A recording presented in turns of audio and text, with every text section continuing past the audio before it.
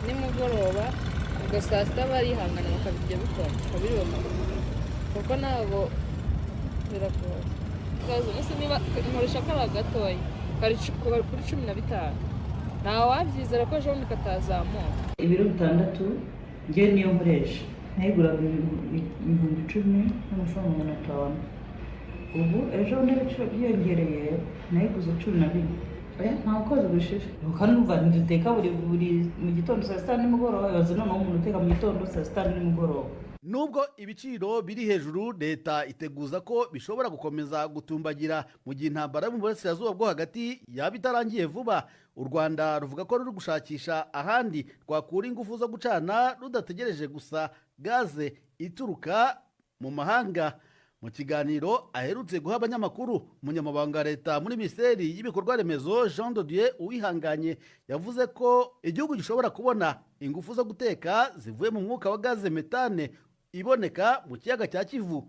Gaze ya mbere izatangira gukoreshwa mu gihembwe cya mbere cya 2028, ariko iriya gaze yo mu kiyaga cya Kivu tuzatangira kuyikoresha cyane cyane ku bantu batekera hamwe mu mashuri, cyane cyane mu mavuriro, mu bantu batuye hamwe muri za estate, kurusha nk'uko tubona ubu ngubu abantu bakoresha gaze n'ubundi barabatekera hamwe nibo batwaraga nyinshi.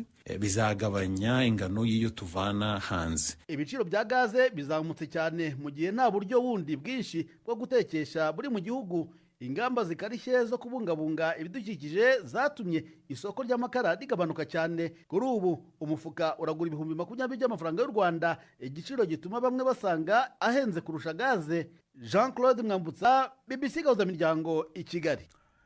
Urakoze Jean Claude Mwambutsa. Muri Afurika y'Epfo muri iki gihe havugwa intureka mu burere bumwe bumwe, aho imvukira ziyamiriza zikana kubagura abanyamahanga b'abanyafrika baba muri ico gihugu. Bimwe mu bihugu harimo n'u Burundi bihamagarira abanyagihugu bavyo kuhagabira cyane cyane muri iki gihe Afurika y'Epfo yinjiye mu kiringo cyo guhimbaza intayo kwikukira, kubera ngo hari ibimenyetso vyerekana ko intureka zishobora kwiyongera. Inkuru reka tubaze mugenzi wacu Jidasi Hundimpundu.